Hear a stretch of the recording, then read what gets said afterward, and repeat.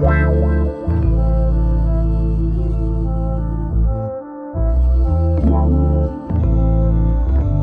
vous. Bienvenue dans cette nouvelle vidéo, et oui, me voilà accompagné par ma chère amie Lila. Et on s'est rencontrés en soirée, et on a discuté, on s'est dit il faut qu'on fasse cette vidéo. On est tombé sur un sujet commun. Sujet commun qui est très important. Qui est très important et qui, je pense, ne va pas toucher qu'une certaine catégorie de personnes. C'est pour tout le monde. C'est présent partout dans notre vie et sous plein de formes différentes. Voilà, donc on va s'y atteler gentiment, mais avant tout, présenter un petit peu notre invité, du coup, Jean-Lila. Bienvenue chez les non-orthodoxes, chez les Tata Rafa, dans la grotte. Alors, qu'est-ce que tu fais un peu dans la vie? Qui es-tu? Parle-nous un petit peu de toi, si j'ose dire. Alors, c'est très varié, c'est très divers, un peu comme dans ton atelier, il y a plein de trucs. Moi à la base je suis en freelance en tant que community manager et créatrice de contenu. Et c'est d'ailleurs comme ça qu'on a commencé à discuter toutes les deux voilà, de ce fameux sujet.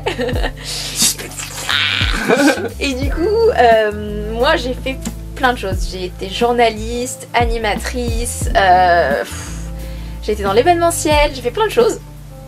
Et je me suis retrouvée à bosser dans la com parce que je trouvais ça fun de mettre en avant des choses que j'aimais. J'aime bien dire souvent que je mets en avant les gens et que je suis l'ombre des gens de l'ombre, parce que souvent les gens sur les réseaux sociaux ou dans d'autres choses n'y arrivent pas et ne veulent pas se montrer, donc c'est plutôt moi qu'on montre en fait. Je peux être boulangère, je peux être pâtissière, je fais plein de choses. Hein. Multicasquette du coup. Ouais. Alors je reviens quand même sur un petit mot que tu as employé, parce que tout le monde n'est pas artiste, tout le monde n'est pas dans l'audiovisuel, si j'ose dire, comme nous dans l'élaboration de tous ces projets. C'est quoi la com justement, si je puis dire? La com, alors on va avoir différents types de communication. Il y a les communications avec la presse, donc on est plus relation presse. Moi je vais vraiment travailler sur tout ce qui va être digital, donc site internet, réseaux sociaux, newsletter, création de contenu, un peu comme là on fait, c'est se filmer et parler d'un sujet. Donc ça peut être très varié.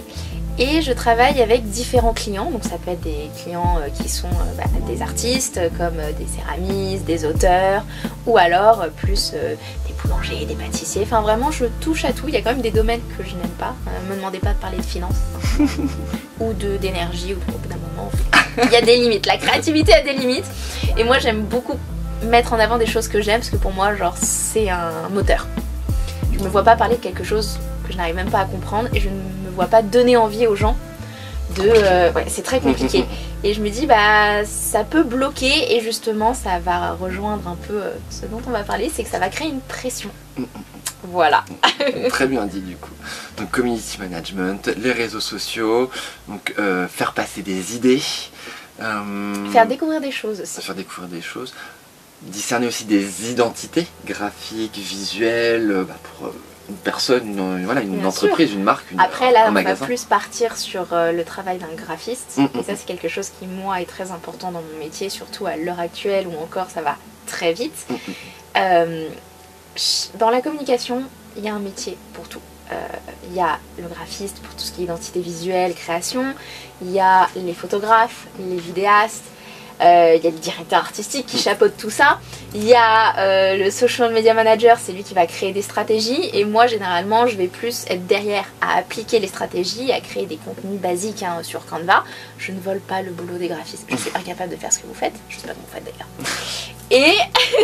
Big up au graphiste, ouais. Dire. Ouais. Et c'est surtout que moi je vais surtout discuter avec les gens, moi c'est vraiment le contact humain. Okay.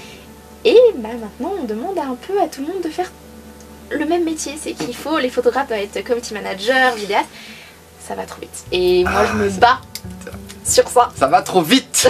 Vite. Encore un autre indice. Vous avez vu le titre de la vidéo, vous êtes spoilé, mais voilà. On met le petit suspense quand même. Mais du coup voilà, et moi je travaille beaucoup avec des graphistes, des photographes, des vidéastes en freelance, et on a cette même conclusion, que ça va trop vite. Et du coup je me dis, mais vous voulez pas avoir l'expertise vraiment de quelqu'un dont c'est le métier, parce que moi je peux bidouiller, mais jamais je pourrais créer un logo, jamais je pourrais dire ah ouais ok on part sur tel logo, c'est tel truc, on va prendre telle couleur. Moi si tu me donnes les clés en main, je veux juste avoir mes couleurs pour faire mes jolis posts sur les réseaux sociaux et faire voilà c'est bon. Ça s'arrête là. Comme quoi chaque métier a son importance, et puis dans le milieu de l'audiovisuel, hein, je le glisserai aussi comme ça, un film. Je vois aussi beaucoup de... Tiens voilà, ça va aussi avec ça, avec le ça va trop vite, de commentaires massus ou de critiques massus. Et quand je dis massus, c'est-à-dire qui sont trop positionnés, qui sont trop... Ce film est nul, c'est de la merde. Pourquoi voilà. Pourquoi ouais. Et là, la miniature de la vidéo, alors je sais que ça sera putaclic, mais il n'empêche que moi ça me gêne. Quand je vois ça, que je lis nanana tel Batman, nanana tel Star Wars, nanana tel Gardien de la Galaxie, c'est de la merde, le pire film de tous les temps, ou je sais pas quoi. Alors déjà, nuance, please. Nuance, please. Les goûts et les couleurs sont propres à chacun, donc on ne peut pas dire qu'on n'aime pas un film et que c'est un avis universel. C'est impossible. Un film, si on prend les grosses productions, c'est 150 000 jobs. C'est des dizaines de milliers de gens qui travaillent, qui développent, recherche et développement, visuel, les décors, les costumes, la musique. Tout ne peut pas être unanimement mauvais ou nul ou voilà. Donc même si dans leurs vidéos ils apportent un peu de nuance, il y a ça qui est bien, ça qui est...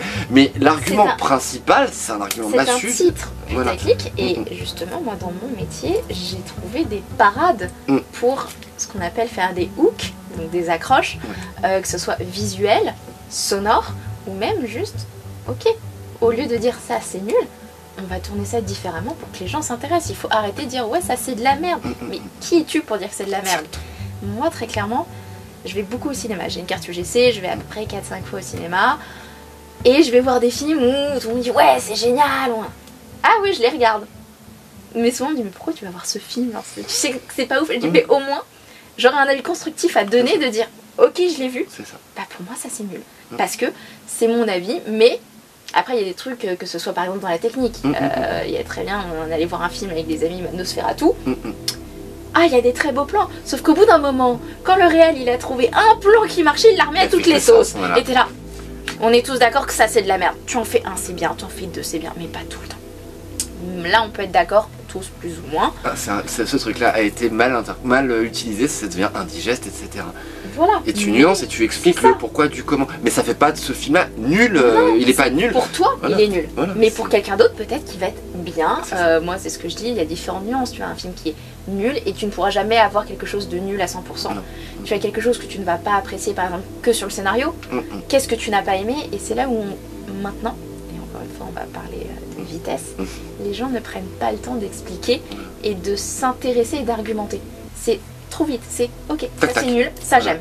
Ok, pourquoi? Et impossible pour eux de dire bah je sais pas. Bah ouais, mais du coup tu formes pas ta pensée. Et ça n'a pas de sens. Voilà. Ça n'a pas de sens. Et je finirai sur ce sujet-là avec le... Prenez... Et ça peut s'adapter à... C'est une forme de pensée, ça peut s'adapter à tout en fait. Prenez les choses dans l'autre sens. Moi j'ai bien aimé ça dans ce film. J'ai bien aimé, ça m'arrive tout le temps en ce moment, je tombe sur un film, même si je commence à me dire, ah ça je décroche, c'est bon, attends, ok. Et des fois même je clique, je fais clic jusqu'au bout, ok je l'ai vu en vite fait, mais j'ai cerné les 20 premières minutes, l'atmosphère, le positionnement, les dialogues, voilà, j'arrive, je suis aussi très cinéphile, j'en bouffe 5 par jour, voilà, c'est le minimum, il y en a 5 films dans la journée qui, des fois à répétition, que je connais pas. Oui, mais ça fait du bien de voir un peu des petites madeleines. Et je m'attarderai sur différents détails, etc. Je digère les films, on en parlait aussi tout à l'heure.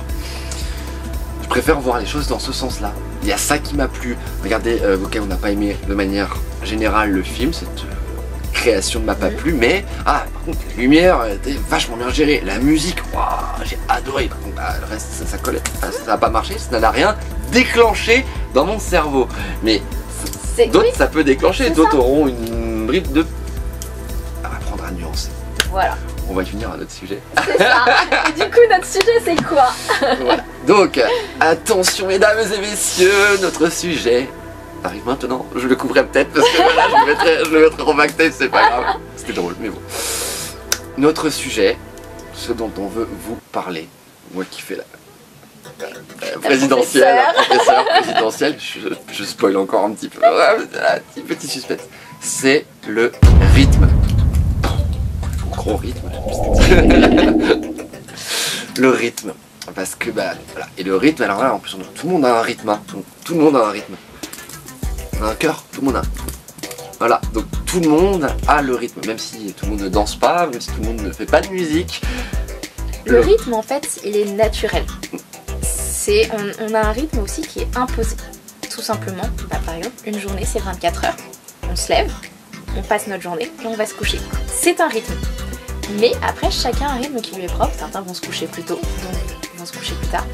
Et bah, ce rythme, en fait, on l'a tout le temps. On l'a tout le temps, que ce soit au boulot et dans le perso. Et c'est là où ça bloque. Parce que on a un rythme et parfois on se cale sur celui des autres. Ou on se fait imposer un rythme. Et c'est là où... partout. Ailleurs ou quoi que ce partout. Parce que bah, y a du rythme et du coup on parlait, ça part sur des pressions. Pression sociale, pression mentale, pression physique aussi. Oui, le burn-out, c'est une pression due au rythme. Voilà, tout simplement. Et donc c'est pour ça qu'on veut nous faire cette vidéo, c'est parce que bah on en a parlé toutes les deux.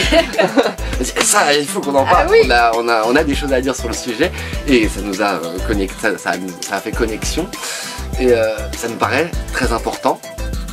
Notamment parce qu'on subit aujourd'hui certaines impositions, certaines suggestions. On nous force malgré nous à suivre certains rythmes. Et là on parlait de choses personnelles aussi, mais on peut parler de plein d'autres rythmes. Regardez, la mode vestimentaire, c'est un rythme, un cycle. En plus ça, on sait que ça revient, les choses reviennent à la mode, les tendances reviennent. Voilà. C'est un cycle infini un petit peu. Donc rien qu'avec ça, voilà. Ah, là, ça je voudrais revenir là. C'est un gros sujet pour moi parce que bah, j'ai commencé par vouloir faire ça. La mode, les vêtements, avant de vouloir faire du spectacle, enfin même si ça me fibre, c'est à l'intérieur de moi. Les études que j'ai faites, c'était pour faire de la mode, voilà, du vestimentaire. Et j'en suis revenu, et je vous expliquerai pourquoi. Et le calendrier de la mode, et le rythme, et voilà, les collections toutes les 2 semaines, etc. La fast fashion, c'est un rythme. La consommation, c'est un rythme. Même le cinéma. On retrouve des vieilles techniques qui étaient utilisées il y a longtemps, qui reviennent, on dit oh mon Dieu, c'est incroyable, c'est nouveau. Non, ça a été fait il y a des années en fait, c'est juste que ça revient. Voilà. Tout est rythmique, tout est cyclique. Vous allez me dire, ah non, machin, c'est l'infini, c'est philosophique. On n'est pas philosophe. Sur ce terrain-là. On n'est pas philosophe. Certainement que nos discussions peuvent être philosophiques. Ouais, mais c'est à notre échelle et encore une fois, c'est quelque chose qui nous est propre. Voilà. On va pas l'imposer, on va juste dire ok, moi c'est ma façon de voir les choses. Si vous aimez, si vous aimez pas, c'est comme vous voulez en fait. Des faits remarqués. On a remarqué ça. Voilà. Par ton travail Lila, par mon travail moi de créatrice également, et puis des choses qui sont très dans la même veine. C'est ça. Dans la même veine. Donc voilà, on va vous apporter un petit peu nos connaissances par rapport à tout ça. Nous commençons, comme on disait déjà, par le rythme personnel. On parlait déjà du cœur, le sommeil, le temps aussi. Le temps qu'on s'attribue. Qu'on s'attribue, exactement, bien dit. Très, très clairement, moi j'ai remarqué, surtout quand on travaille à son compte, on n'arrive pas à se dégager du temps pour soi, puisqu'on est dans un rythme où, bah, comme les gens pensent qu'on est à notre compte, on fait un peu ce qu'on veut, donc on doit répondre comme ça. C'est niette. Moi j'avais des clients à une époque qui, à 20h, allô, oui il me faut faire ce changement pour demain. Non, je décroche pas, il est 20h. À ce qui paraît, c'est très français ça. On m'a dit que c'était surtout en France. J'ai pas pu bosser à l'étranger, je peux pas dire.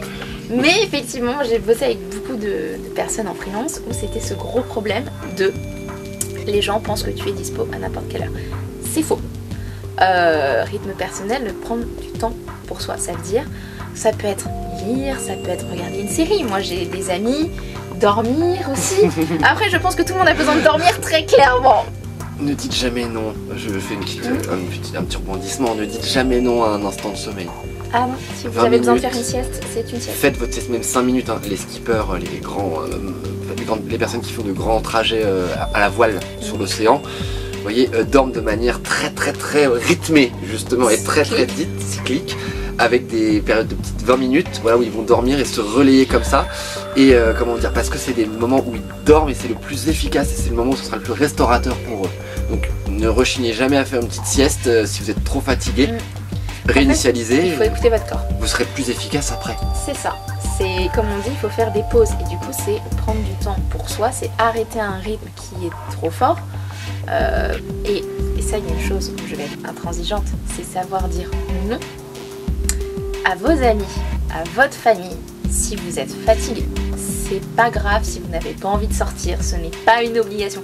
C'est là où on rejoint ce côté social, cette pression sociale de il faut absolument que je sorte, il faut absolument que oui, ok, je te vois là, hein. Et en fait tu te retrouves à faire tes journées de boulot et tu te dis je vais me reposer, pas du tout, et tu enchaînes. Très clairement, c'est là où ton corps va plus te détester, tu vas être mal et tu vas surtout ne pas être à l'écoute. Parce que tu vas être trop dans ta bulle, tu vas pas apprécier ton moment et tu vas juste rentrer et tu vas dire pourquoi je suis sortie. Et subir, du coup. Tu subis, et c'est important de savoir dire non sur certaines choses. C'est important aussi de prendre du temps pour soi avec ses amis parce que c'est nécessaire. Enfin, nos amis, notre famille, ça reste un moteur. Et prendre du temps. Mais c'est prendre du temps de qualité.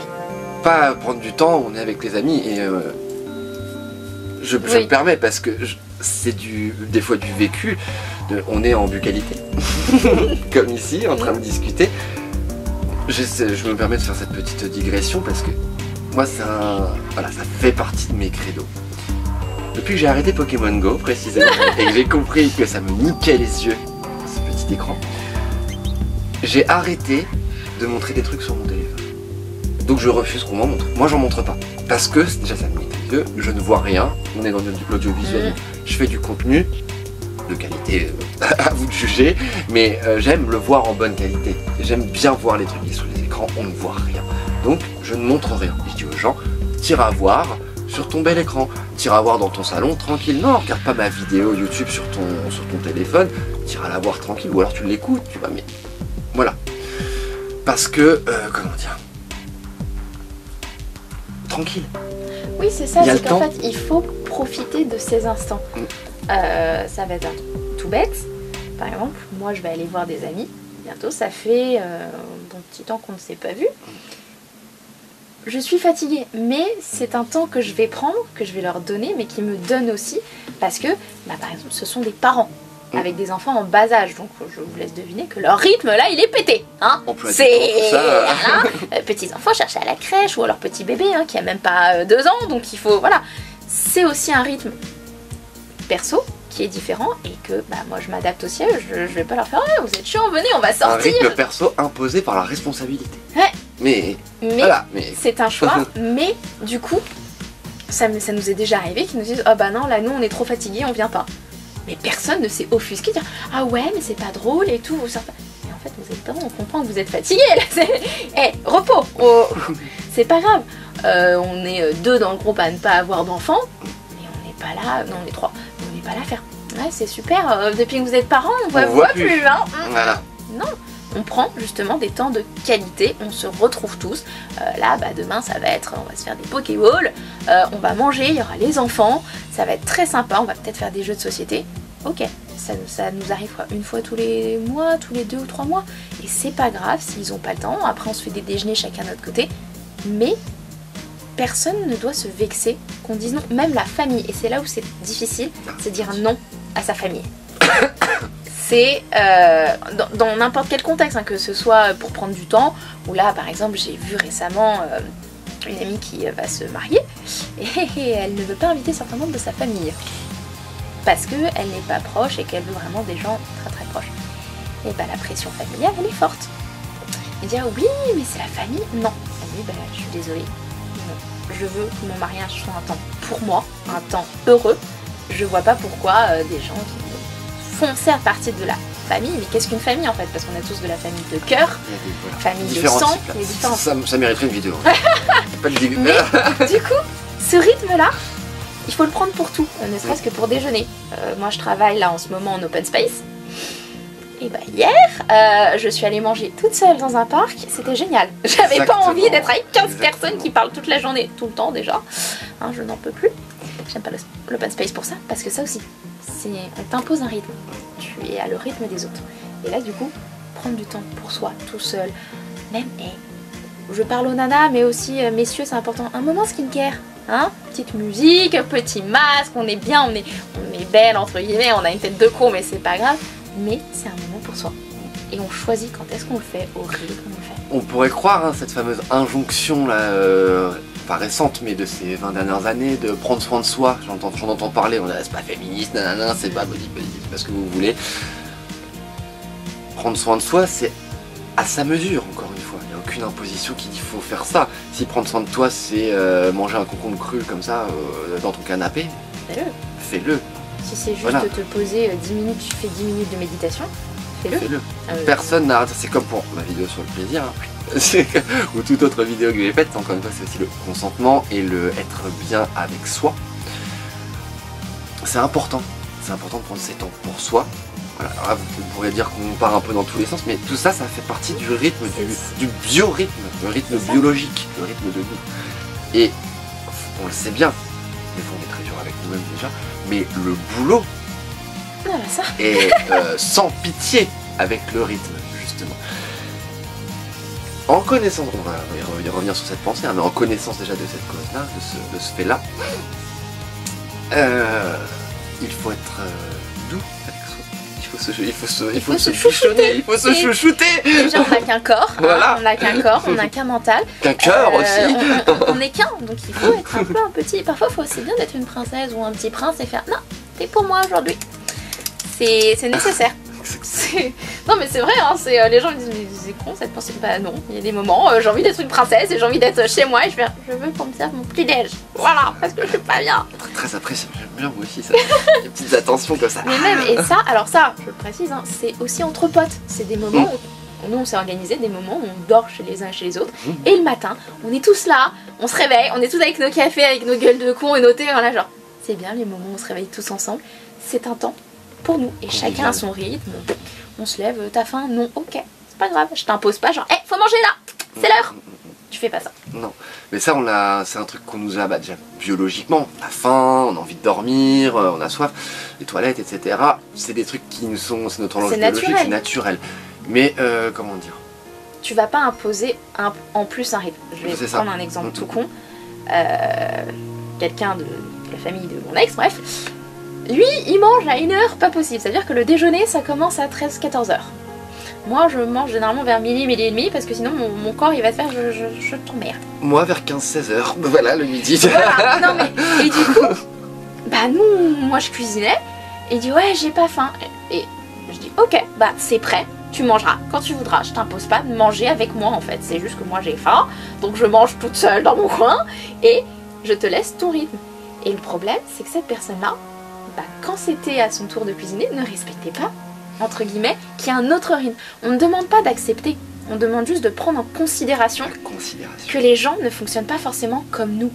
Même, ne serait-ce que pour les sentiments, la perception des choses, mais juste, ok, t'as pas faim à cette heure-ci, je laisse, t'as à manger. Si tu veux te faire un truc, ou même t'as pas envie de manger ça, bah tu te fais ton truc à côté en fait, enfin, je me prends pas la tête. On a tout à gagner. En gros, à connaître le rythme des autres et ça fluidifie grandement la compréhension de quelque chose. Je veux dire, si on avait compris mon rythme, c'est pour ça aussi qu'on parle de ça, si on avait compris mon rythme plus tôt, c'est-à-dire à l'école par exemple, ça aussi, rythme d'apprentissage, oh, mon Dieu. Si on avait compris plus tôt un peu comment je fonctionne, enfin, et moi aussi si j'avais compris plus tôt, mais si là, on va dire l'éducation nationale ou le personnel éducatif l'avait su plus tôt, comment me prendre, quel rythme adopter, etc. Et être plus alerte là-dessus, sur le moins de tout le monde est comme ça, tout le monde apprend tac, tac, tac, comme ça. Là, je te l'ai dit, donc t'as compris. Là, t'as fait ça, donc comme ça. Vous avez tous les mêmes clés, vous avez... Mais non! Donc voilà, on en était, vous avez tous les mêmes clés. Et moi, je suis pas d'accord avec ça. Il y en a qui sont plus lents à la compréhension. Et c'est pas grave. Il y en a par exemple qui vont avoir, moi je sais très bien que j'étais dans toutes les matières créatives, j'explosais, j'allais très très vite. Par contre le reste, les maths, j'ai abandonné les maths. Ah oh, désolé mais moi et les maths, c'est une grande histoire d'amour, j'ai arrêté les maths au lycée, hein, j'en suis très contente. Merci maman, merci beau papa de ne pas m'avoir forcé à continuer les maths. Mais, alors qu'il y a d'autres personnes qui font, ah ouais ça je comprends très bien, et moi je suis genre, tu peux me réexpliquer encore s'il te plaît, encore. Et même dans le langage de l'apprentissage. Là, franchement, je suis une nana qui parle en langue des signes à ses enfants et je trouve ça génial. Parce que les enfants, on est tous d'accord que les petits bébés qui pleurent, ils savent pas s'exprimer. Ils n'ont pas les mots, ils peuvent pas dire où est-ce qu'ils ont mal, est-ce qu'ils ont faim. Là, avec juste un signe de la langue des signes, le petit qui a 2 ou 3 ans, qui parle pas encore, peut juste s'exprimer et dire, autrement dire, ok, et les gens disent, ouais mais du coup bah il prend du retard sur le langage. Non. Pas du tout. Parce que bah, on dit, bah est-ce que tu as faim? Et on met un mot, on va dire un son, sur un signe. Et les enfants, je pense, ça c'est un avis personnel, mais peuvent apprendre un petit peu plus vite. Parce que il y a toujours quelque chose de visuel. Et tu associes... apprentissage double support. C'est ça. Et les gens qui disent voilà, la langue des signes, ils vont apprendre plus lentement, ils vont être plus lents, est-ce que ça les ralentit pas? Moi je trouve pas. Cognitif, tout ça. Moi je me dis mais vous... voilà, c'est ça. Mais vous imaginez dans le train tous les gamins qui hurlent et que les parents sont là. Qu'est-ce que t'as? T'as faim? T'as mal? T'as chaud? T'as froid? Et que le gamin il fait Là il manque beaucoup de... Bon c'est pas le sujet de la vidéo, mais beaucoup de savoir-être et je le vis. Mais t'as un rythme, t'as un truc de ok, tu as faim? Bah t'as faim, on va te donner à manger, t'as froid, ok. Il y en a qui disent j'ai pas froid, bah oui, moi je peux avoir froid, mais ça reste aussi un rythme, c'est un truc de bah mon corps réagit comme ça, accepte-le. Et c'est là où c'est difficile, et surtout maintenant, je trouve dans notre société, où bah, tout va vite et que tu ne respectes pas les autres, c'est je veux ça, allez hop, c'est commandé, chose. J'aimais ça, hop, un nouveau, ça va trop vite, abasourdissement, on ne prend plus le temps de s'arrêter, on ne prend plus le temps les uns les autres, d'être ensemble, c'est pour ça qu'on vous parle de tout ça. On prend plus le temps, enfin, je m'efforce en tout cas pour ma part de beaucoup plus prendre le temps. J'appelle le téléphone, je voulais absolument vous parler de tout ça. D'une notion importante, j'aurais aimé, utopie complète dans mon cerveau, j'aurais aimé qu'on reste bloqué en 2008. Allez, au niveau de la technologie, alors je m'explique. Ah ouais, j'étais toute piote alors. Désolé Manila, mais je m'explique. Juste avant l'apparition des smartphones. Ah oui. Et donc d'internet portatif et de cette... Ne me décriez pas, je suis pas là en train de tailler à 100% la technologie et de dire il faut retourner dans les cavernes, c'est pas ça que je veux dire. Mais à l'époque des téléphones, je parle des... Clapet. Ah, il y avait le petit craquement avec. Les petits clapets comme ça. Le clapet à glissière, les téléphones, SMS, MMS, appels. Ça coûtait un rein. Voilà, je parle juste de ça. On avait complètement un autre rapport, un autre rythme aux choses et on n'était pas autant bouffé, agrippé, attaché, obnubilé, appelé, sollicité par ces appareils. Donc ils n'avaient pas du tout la même place et la place qu'ils ont prise aujourd'hui. Et ils ne nous imposaient pas autant de rythme et de mauvais rythme et de surrythme et de voilà, tout ce qui nous fait un peu péter des câbles aujourd'hui, et c'est pour ça qu'on fait cette vidéo. Ne nous l'imposez pas. C'est pour ça que j'aurais aimé d'une certaine manière que le monde reste à cette technologie là, et parce qu'on s'appelait. On avait des SMS. Je suis pas moi c'est ce voilà. Alors, non, moi, oui, c'était obligé. On était, tu vois, il n'y avait pas le vocal, il n'y avait pas. Il y avait que ça. Ouais, après... Mail et MSN. Alors ça j'aime bien, mail et MSN. Par contre, moi j'ai un truc où par exemple, je déteste appeler les gens. Non, ça c'est un truc où quand je suis au téléphone. Mais peut-être aujourd'hui. Mais voilà, je mets en l'air la question. Parce que moi j'étais plus à écrire des lettres. Tu vois, mais même, non mais voilà. Ça aussi. Ça c'est les lettres, ça j'adore. C'est encore plus organique. On en discutait avec une amie justement, c'est ça me manque d'écrire des lettres, etc. D'ailleurs je vais peut-être essayer de trouver des correspondants. Ou des mots, ou des petits mots, des billets, un billet. Ça j'avais fait ça pour mon ex. Voilà, bref. J'avais créé une boîte, j'avais acheté une petite boîte et j'avais écrit des mots. J'avais écrit quasiment 365 mots pour qu'ils en prennent un chaque. Ouais, chaque jour. Et j'écrivais, et j'ai dit non, alors je t'aime. Alors parfois je racontais des conneries, moi je fais je sais plus quoi écrire, mais je t'aime. Allez, quand j'en étais au 70e, j'étais genre voilà, je trouve pas. Donc parfois j'ai essayé de trouver des blagues carambars, mais juste j'ai pris le temps d'écrire un mot. Je l'ai foutu dans une boîte. Ah oui, alors à un moment donné j'avais mis des chocobons, je lui ai fait t'as le droit de piocher un chocobon, je lui ai fait parce qu'il m'allait retrouver les chocobons. Mais du coup, quand il allait, alors il a pas forcément respecté un par jour, mais quand il allait pas bien, il prenait un petit mot et ça le faisait juste sourire parce qu'il dit t'as quand même pris le temps. Oh, je me souvenais plus de ce que j'avais écrit. Au bout d'un moment, quand vous écrivez 365, ça fait beaucoup. Mais ça le faisait rire et je lui dis bah voilà, j'ai pris du temps, je me suis posée, j'ai écrit. Et lui, bah ça donne un petit sourire de oh c'est sympa. Et je me dis l'écrit, moi j'ai retrouvé des lettres et des cartes postales. Je me dis en fait c'est un temps qui est mais précieux de tu écris, tu poses tes pensées et tu les envoies à quelqu'un. C'est même les photos. Maintenant, à l'ère du numérique. Tu me prends le sujet de la langue là. Il était là, elle a fait comme ça. Saleté, vas-y je t'en prie. Non mais tu vas pouvoir relancer parce que du coup on est d'accord que maintenant à l'ère vraiment du numérique, on prend tous des photos, selfies, on est ah mais ça part où après? Et ben je rebondis du coup, je chope la liane au passage du coup. Tu tombes très bien sur ce sujet parce que c'est sur quoi je voulais enchaîner, les photographies. Ma mère m'a éduqué en photographie argentique. J'ai eu un appareil photo très jeune, 14 ans, mon premier caméscope, début des vidéos aussi, mais un passif, hein, je raconterai un jour. Le visuel, la photographie, la captation a toujours fait partie de ma vie. Et captation sonore aussi, elle enregistrait des fois ce que je disais. Et moi, dès que j'ai eu mon premier ordinateur, Windows 3.11, les premiers ordinateurs de chez France Télécom, je l'ai dit dans les vidéos, j'avais déjà un microphone et je faisais déjà des histoires à la con. Un jour va sortir ce gros dossier, mais je racontais des histoires dans mon petit micro comme ça, sans image. Et c'est beau ça, c'est de la créa. Donjon de Nullbuck et j'en passe, hein, voilà, tout ça, c'était cette époque-là. Quelle belle époque, ah là là. Mais la photographie, la captation a toujours fait partie de ma vie. Truc important aussi, et que je me suis mise à faire, ma mère a toujours fait des montages photos. Alors je vous mettrai peut-être des exemples si je les retrouve. Moi je l'ai fait numériquement, par Photoshop, mais elle... à la David Hockney. Alors c'est-à-dire qu'elle découpait.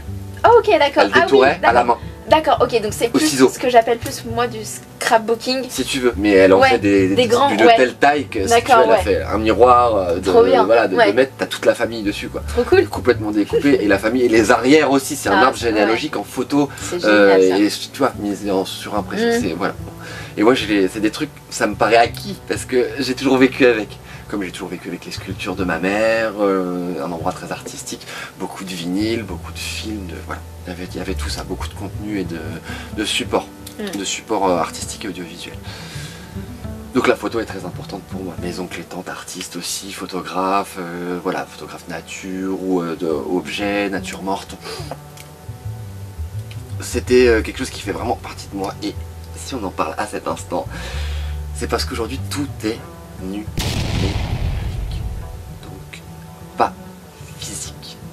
Demain, il y a quelque chose qui crache, les clouds ils crachent, il y a une bombe électromagnétique, tous les disques durs sont cramés et disparaissent. Votre vie, votre nostalgie en photo, vos souvenirs,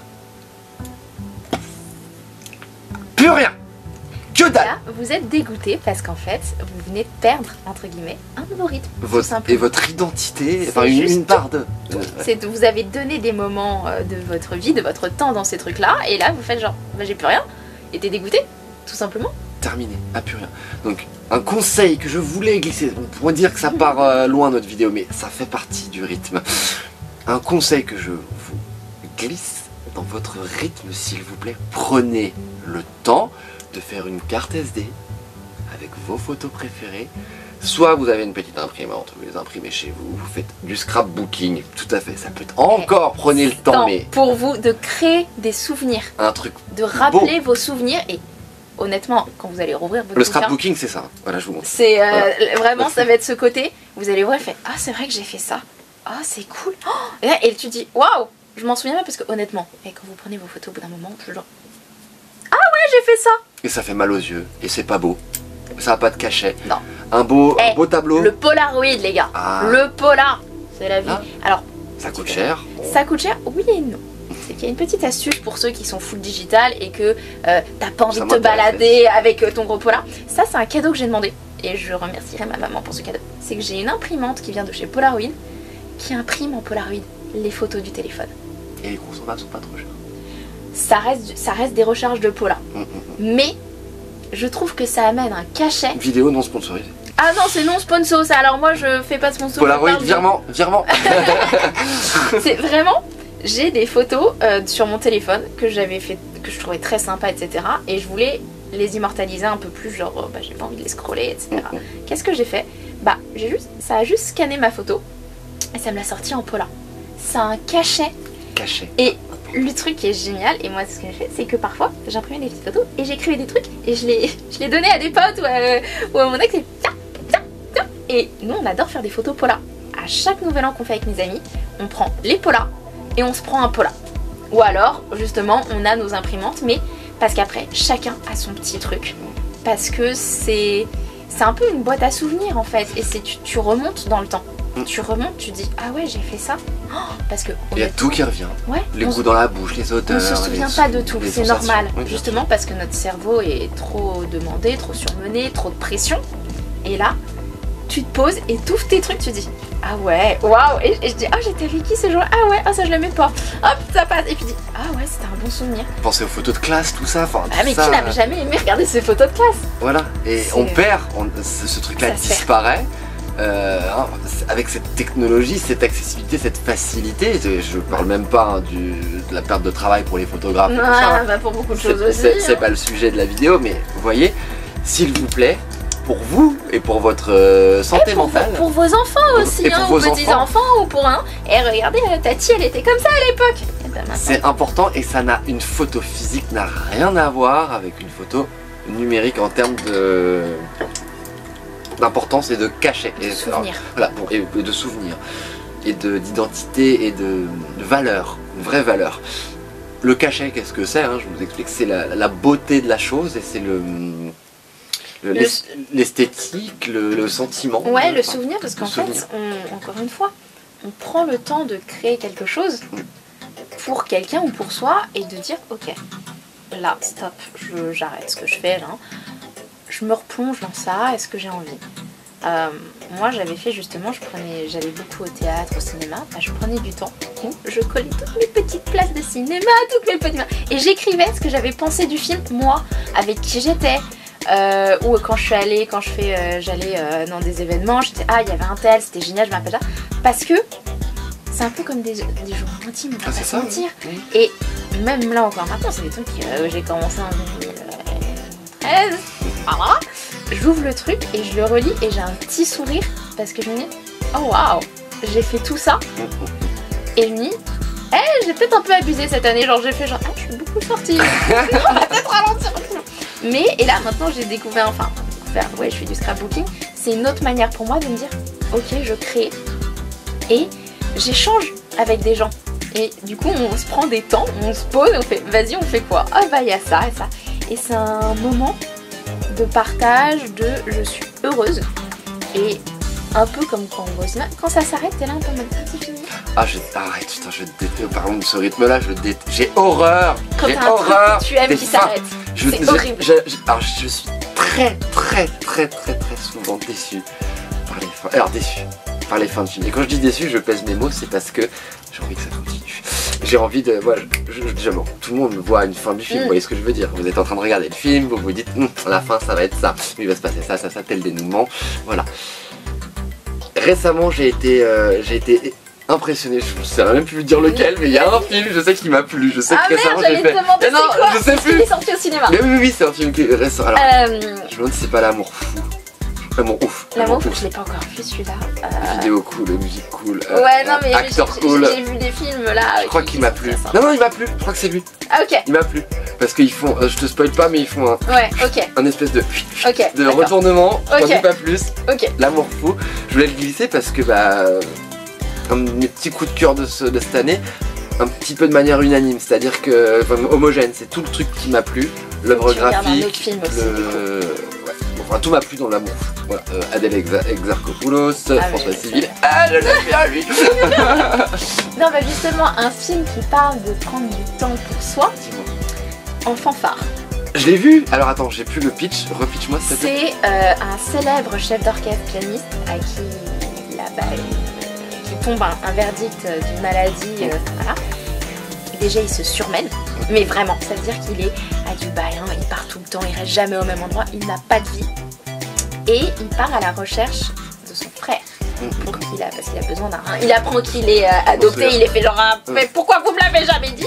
Mais c'est surtout, ça montre que ces deux personnes-là ont des rythmes différents, et en rapport avec la musique aussi, ils se sont accordés, ils ont créé quelque chose, un rythme à eux deux, et c'est surtout que l'autre a compris l'importance de ok, quand je vais voir mon frère, je prends du temps et je suis heureux, je suis bien, je redécouvre des choses.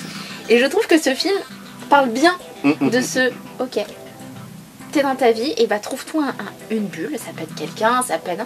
mais juste, stop, ce moment où tu dis, c'est pas grave. À un moment dans le film, c'est pas un spoil, il a un train, il fait oh bah j'irai pas, je veux rester. écouter de la musique. Bah c'est ça, c'est dire ok là l'instant il est trop bien, j'ai pas envie de m'arrêter. Tu parles d'un truc génial. Un petit gimmick, une petite façon de faire de ma part. Quand je viens un moment bien, j'envoie ma petite boussole, mon petit sondeur là, à l'intérieur de ma petite sonde à l'intérieur de moi, je me dis là je suis heureuse là je me sens très très bien là. Et ben tout de suite je vais m'exclamer, je vais prendre à partie les gens autour de moi, je vais leur dire alors je tiens à vous dire, ce sont là des instants de qualité. Merci à vous, je passe de super moments. Voilà, j'ai envie de le dénoter, j'ai envie de le dire, j'ai envie de l'énoncer. Et ben, comme tu viens de le dire aussi, ne perdez pas cette habitude, prenez l'habitude plutôt de dire stop et de vivre l'instant présent. J'y suis. Pas de penser à putain, c'est la réunionnite après, là, faut y aller, ou de j'ai encore les gamins, ah là là. Vous le savez, votre cerveau, voilà, vous mettez une alarme ou quelque chose, mais pendant l'instant où vous faites quelque chose, faites cette chose et rien d'autre. On est trop habitué aujourd'hui, on a trop l'habitude de s'éparpiller, d'aller dans tous les sens, d'avoir le cerveau qui part là-bas, qui est sur les notifications, sur les mails, sur les impôts, sur le repas, sur les courses, sur les cadeaux de Noël. Mais on est en juillet. On est en juillet. Non mais après c'est bien parce que comme ça tu n'as pas la pression de la foule et la pression de ah putain il faut que j'achète mon cadeau de Noël, tic tic tic tic tic. Tu prends ton temps pour le faire. Soyez doux avec vous, comme je viens de l'être. Je me suis fait piétiner. C'est le rythme, c'est à cause du rythme, c'est le rythme. On n'a pas le rythme, là moi je suis chill là, ok. C'est pas de ma faute, c'est le rythme qui t'a submergé. Et justement, on peut être submergé par différentes choses, différents rythmes, différents incidents. Comment dire, j'ai pas le mot qui me vient. Et là je n'ai pas ta pensée. Non, t'inquiète pas. Mais ça peut venir de différentes manières. On parlait tout à l'heure du travail. Et bien justement, je vais faire une petite transition parce que j'ai oublié quelque chose. Je t'en prie. C'est que moi je travaille sur les réseaux, je travaille en freelance. J'ai une montre connectée.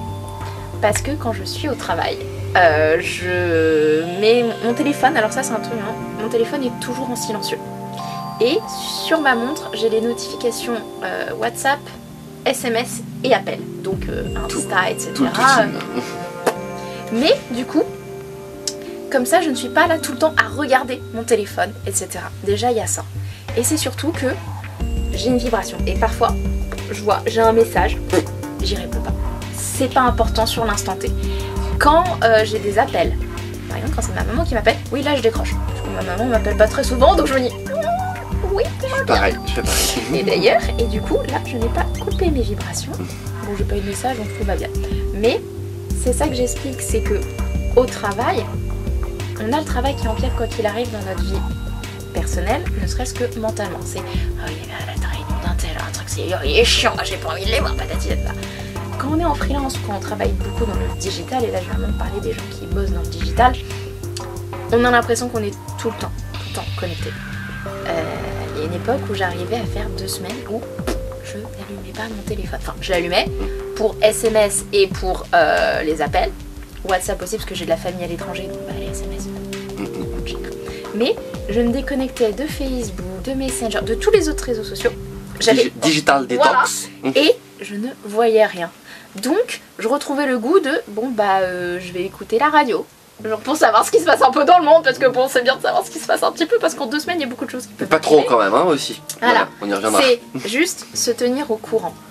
Bon, écoutez quand même des bons trucs, écoutez pas BFM s'il vous plaît. France Inter, c'est très très bien, France Culture, c'est très très bien aussi.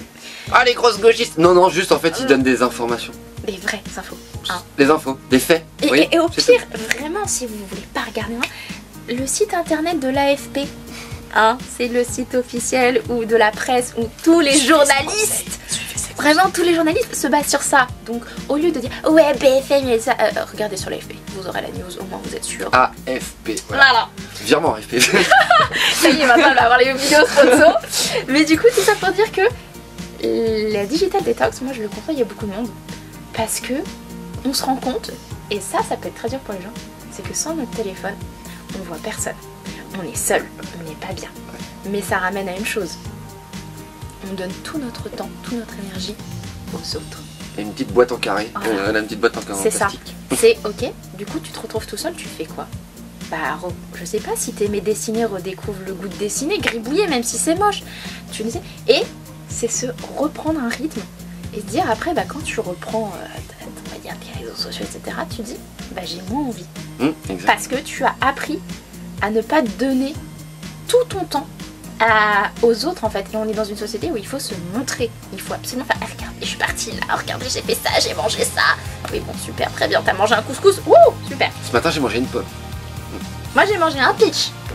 Ça existe encore? Ouais. Et en plus d'ailleurs, moment nostalgie, un moment entre potes justement. On s'est rechanté la chanson de Peach, Peach mon Peach. On était très heureuses, on s'est dit, oh putain, gros moment de fou rire. On était là à manger nos Peach, on fait, ouais. Important. De nostalgie. Ça a pris 5 secondes, hein. Mais on s'est dit, on a rigolé, on a fait, ok, c'était cool de genre, ça a fait un moment de notre soirée. C'était juste, on mangeait nos Peach, on était là à chanter Peach mon Peach. C'est totalement con, mais c'est des bons moments. Il les faut, ils sont indispensables. On parle justement là du téléphone. Ouais. Justement. Gros fucking morceau. Gros morceau. Parce que je suis pas, comme je vous l'ai dit, contre la technologie. J'aime beaucoup la technologie. La technologie peut être très belle, notamment dans le médical. Voilà, moi je l'aime beaucoup. C'est important. J'aime beaucoup la technologie. Les innovations, les nouveautés, etc. L'impression 3D, ces choses-là. Comment dire? Sauf que je trouve aujourd'hui que il y en a une mauvaise utilisation, et je dirais pas que c'est de la faute des gens, je dirais qu'on nous a poussé, on nous a... Bien sûr, mais c'est de la manipulation marketing, hein, voilà. Comme les messages qu'on aura sur Instagram, TikTok ou quoi ou qu'est-ce, vous avez 25% de couverture en moins sur votre post parce que vous avez moins publié, ou je ne sais pas quoi. On va absolument tout sur cette application est fait pour nous inciter à y rester, publier, consommer, se montrer, faire de l'interaction, parce que dès qu'il y a du mouvement, je vais vous le dire comme ça, des informations, dès qu'il y a du mouvement, de la stimulation, toutes ces informations bougent, sont en activité, dès qu'il y a de l'activité sur leur plateforme, égale, ça leur fait gagner de l'argent, ça leur fait gagner de l'importance, ça leur fait gagner du pouvoir à ces grandes sociétés. Alors vous allez me dire, machin, tu te contredis, tu publies sur YouTube, tu fais du social media, machin truc. Ouais, mais moi c'est mon boulot ça. Et pas parce qu'on les utilise que... c'est pas parce qu'on les utilise qu'on valide forcément leur positionnement et la façon qu'ils ont de gérer leur bateau. Hein, je parle des grosses sociétés. Voilà. Et ça reste, il le faut que ça reste comme ça reste des outils. Voilà.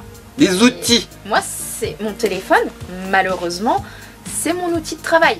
Je suis beaucoup dessus, mais je dis aux gens, mais vous comprenez, genre par exemple un musicien, bah, il va toujours avoir sa guitare ou un truc, bah, c'est son outil de travail. Moi, mon téléphone, c'est mon outil de travail. Sauf que j'arrive vraiment à faire la part des choses entre, ok, je vais bosser, ou ok, je me prends une petite pause de 5 minutes à scroller sur Instagram, parce que je vais pas mentir que quand vous bossez pour les autres tout le temps sur les réseaux sociaux, au bout d'un moment, c'est un peu dur. Mais, et moi c'est un truc que j'explique à tous mes clients et à toutes les personnes autour de moi qui veulent créer un petit peu de contenu, c'est pas grave les chiffres sur plusieurs domaines. Je m'explique, parce que oui, vous allez dire ouais mais regarde les streamers, les trucs, hein. Ok. Petite question tout con, c'est quoi votre métier? Est-ce que vous créez du contenu pour vous amuser? Oui. Et bah pourquoi vous en avez quelque chose à faire des chiffres? Et du rythme imposé, et du rythme imposé. La réussite. C'est, vous avez votre boulot, vous avez votre vie. Encore une fois, prenez des pauses, hein. Rythme personnel, foupe, au revoir. Hein. C'est pas grave. Il faut arrêter de vouloir idéaliser le métier de créateur de contenu, d'influenceur, de streamer, etc. C'est vraiment une minorité qui perce. Et là, je vais être un peu violente. Vous arrivez trop tard. C'est à l'ère où déjà tout le digital est là, qu'il y a tous les trucs, vous arrivez trop tard. Le fer est battu. Voilà. Toutes les personnes que vous suivez principalement sur les réseaux sociaux, de influenceurs beauté, etc., c'est des gens qui étaient dans leur chambre avec une mini webcam à faire hey et qui avaient personne pour les regarder, on les insultait, etc. Ces personnes-là se sont accrochées à une époque où Internet n'était quasiment pas là, pas assez évolué. C'était pas fait encore. Et ils ont évolué, ils se sont démarqués. Là maintenant, tout le monde fait, je vais parler d'un truc tout con, les recettes de cuisine, tout le monde en fait, tout le monde fait la même. Les recettes elles évoluent pas dans l'année, hein, je suis désolée. Pour le coup, une mousse au chocolat. Je fais pas les mêmes recettes. Une mousse au chocolat reste de base une mousse au chocolat. Tu vas pas inventer un nouveau concept culinaire. Encore une fois, le rythme, c'est du vu, ça revient, il y a des goûts qui reviennent, mais Sauf si, waouh, vous êtes biologiste et vous inventez un nouveau légume. Là, je suis d'accord. Chapeau. Là, je suis d'accord. Mais sinon, ce n'est pas parce que vous voulez être créateur contenu food que c'est en faisant des recettes que vous allez y arriver. Parce qu'il y a une concurrence qui est dingue, une pression qui est dingue. C'est pas que les stats, ni les chiffres, ni tout ça. Il y a beaucoup de choses. Vous êtes aussi. L'identité, l'histoire racontée, le storytelling, et bon, tout ça c'est des notions. etc. Mais pour en revenir au fait que, et là je t'en parlais tout à l'heure, j'ai une cliente et une amie qui travaille dans le domaine de la voix. Elle a son boulot à plein temps, etc. Et lors du confinement, elle a créé un petit concept de demander voilà, à des amis de venir parler, de cuisiner avec elle en live, etc. Elle a commencé à se lancer. Et elle a aimé ça. Là maintenant, elle a différents projets, elle crée pas mal de contenu. Et il y a des moments où elle me dit ouais mais regarde Lila, là j'ai pas eu beaucoup de vues, comparé à celle-là, je comprends pas, ça vient d'où, oh et regarde un tel, lui il a fait ça, ou bah lui regarde, il poste j'arrive pas, là et je dois faire telle vidéo, plus ça, etc. Moi je la regarde et je lui dis petite question, c'est quoi ton métier? Ok, tu travailles dans le domaine de la voix.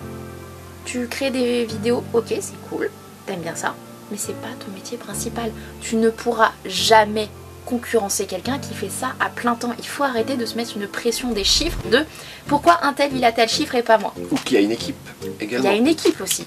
Maintenant, rêvez pas, hein, mais les grands influenceurs, même les streamers, etc., ils ont un monteur. Pour certaines vidéos, ils ont un cadreur. Je vais prendre technicien. Je vais prendre je vais prendre l'exemple du youtubeur Sora, qui est en couple avec Adeline Chetaille, qui est une comédienne spécialisée dans le doublage, et ils font des vidéos ensemble maintenant. Lui, il a une équipe, mais il a créé sa boîte de prod. Son métier lui a permis de donner du boulot aussi à d'autres, donc ça j'aime beaucoup. Et il assume, etc. Mais il n'est pas tout seul derrière ses vidéos. Faut arrêter de dire ah ouais Sarah il a sorti telle vidéo, c'est dingue, il va vite. Non, il y a toute une boîte de prod derrière, il y a le montage, il y a les trucs. Faut arrêter. Nous, quand je pense, toi et moi, quand on fait nos vidéos, il n'y a pas d'équipe derrière, on est deux, voilà. Au montage, moi je suis toute seule, là sur ma pareil. Et encore, il y a toute la recherche. Donc il faut arrêter de toujours dire, pour déjà se comparer.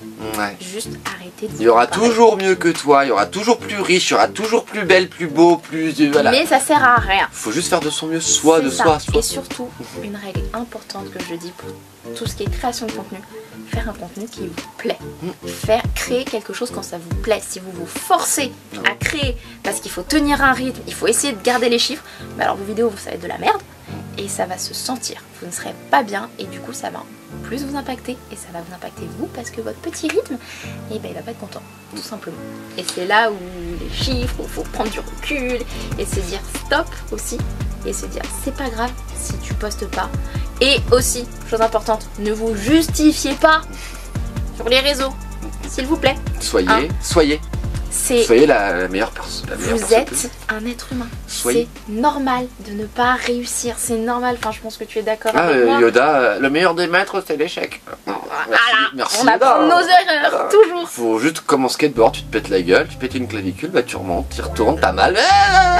C'est ce qu'on dit à cheval. À cheval, tu tombes, tu remontes direct. Pourquoi? Bon, déjà pour vaincre la peur, mais te dire, ok, juste, où est-ce que t'as fait mal? Pourquoi, etc. C'est la faute du cheval. Non, c'est toujours la faute du cavalier. Et ça, pour l'avoir vécu, ouais. Mais c'est surtout, voilà, ne pas se justifier. Qui sont les personnes qui vous regardent pour réclamer une justification? Ce n'est pas la police judiciaire de tel ou tel sujet, personne n'a. Les seules personnes qui pourraient vous demander de rendre compte sur certaines choses de votre vie, ce sont vos parents. Les proches, les êtres proches et les chers famille, qui vous sont chers. Voilà, votre famille. Et quand je dis famille, c'est famille de sang et famille de cœur. Parce que par exemple, vos meilleurs amis pourront s'inquiéter pour vous, dire ouais, t'es sûr que ça va, etc. En ayant le bon background dans le cerveau. C'est pas juste te critiquer, c'est juste là, je m'inquiète pour toi. Te connaissant. C'est ça. Voilà. Qu'est-ce qui se passe? Prends le rythme. Mais David du fin fond de son Instagram, bah les couilles, je suis désolée, tu n'as pas à te justifier sur pourquoi tu prends une pause, pourquoi tu, etc. Là moi j'ai reçu des messages, ah mais tu postes plus régulièrement, et j'ai pas le temps. Et le soir je préfère être chez moi dans un plaid à regarder une série que me dire bon alors il faut que je fasse telle vidéo que demain, du coup, demain matin de telle heure à telle heure avant d'aller bosser, je tourne. C'est fini. Hein. Ça me fait penser à un petit truc que j'ai vu hier tourné sur France Inter, encore une fois. Des captures d'écran de messages de jeunes personnes qui, alors déjà premièrement, donc je t'en parlais tout à l'heure, qui quitte un petit peu YouTube parce que YouTube égale vidéo longue, donc ils préfèrent aller sur TikTok parce que c'est plus rapide, etc. Et autre chose par contre, des jeunes personnes aussi qui s'étonnaient de se rendre compte et elles mettaient un timer et regardaient le temps qu'elles passaient par jour sur TikTok. Il y en a qui débarquent, qui remarquaient qu'elles passaient 6 heures, 7 heures dans leur journée sur TikTok à scroller ou quoi que ce soit et qui étaient bouche bée. Moi sur mon téléphone j'ai un timer nature. Bah ouais, mais enfin c'est le temps passé sur l'écran. Mais non, ça je le fais aussi parce que j'y vais pas en fait, je m'instaure 5 minutes dans la journée où allez like, moi c'est plus, mais après moi c'est mon métier aussi. J'ai une excuse, mais ça ne veut pas dire qu'il faut faire comme moi. Quand c'est pas votre métier, justement, c'est le bâton et la carotte. Autorisez-vous 5 minutes, mais mettez un timer en fait, parce que vous allez, et là même si c'est mon métier, ça veut dire vous allez perdre votre temps. Votre raison. Il y a des vidéos YouTube qui attestent un petit peu ce que je veux dire, les maladies générées par TikTok, le scroll et la surcharge d'informations. Et on vient à ce sujet également qui fait partie du rythme imposé par ces petites boîtes en plastique que tout le monde a dans sa poche. Le brain rot. Alors c'est quoi? Voilà, alors, vous le taperez sur Google si vous voulez la définition précise, ou je la mettrai peut-être là aussi. Voilà, c'est en tout cas le fait d'avoir, vous savez, cette bulle dans le cerveau de... On est abasourdi, on a eu tellement de sollicitations, de signaux, de notifications. Notre cerveau, il ne sait plus comment démêler tout ça, et on est juste... on a trop, on a un surplus, et on est épuisé mentalement, les yeux, le cerveau, la réflexion, parce que ne vous y trompez pas. Ne croyez pas que scroller c'est anodin pour votre cerveau. Je pense que vous avez vu tous les documents, enfin, vous aurez pu voir les documentaires et avertissements sur internet et partout, à la télé aussi, qui dit que vos yeux ils sont pas fixes quand vous scrollez, quand vous faites défiler. Vos yeux ils font au bas, ils font comme ça. C'est une fatigue oculaire incroyable, voilà. Donc déjà, il y a premièrement physiquement vous êtes fatigué donc au niveau de vos yeux, et en plus pensez que quand vous voyez une image, même rapidement, justement plus vous allez vite, plus votre cerveau va en avoir à interpréter. Mais quand vous faites défiler, l'image elle passe, votre cerveau identifie, elle voit, donc votre cerveau il va faire simplement, donc il voit un visage, information, couleur, les formes, les trucs. Il va capter ces informations à chaque fois.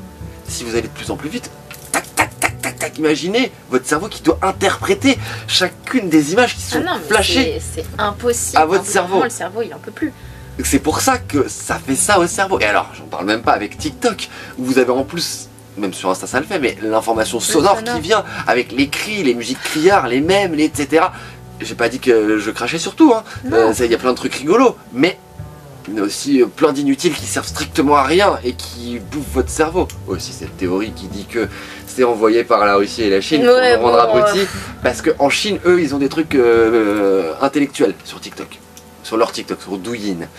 Je ne sais pas, est-ce vrai, c'est pas vrai, c'est une théorie. Après, encore une fois, aussi, il y a un truc, et c'est là où pour les réseaux sociaux c'est bien aussi, c'est de suivre des comptes intéressants. Qui vous intéressent. Et du coup, ne pas aller dans le scroll du feed général du monde entier, mais d'aller dans pour vos suivis, même sur Insta, etc. Parce qu'au moins, c'est des contenus qui peuvent être intéressants, qui sont ciblés. Moi, j'aime bien, il y a une nana qui parle de bouquins. Bah, c'est cool. Bah, je fais, oh, je connaissais pas. Oh, ok. Une nana qui fait de la danse. Ok, c'est sympa. Pour ma part, c'est les impressions 3D.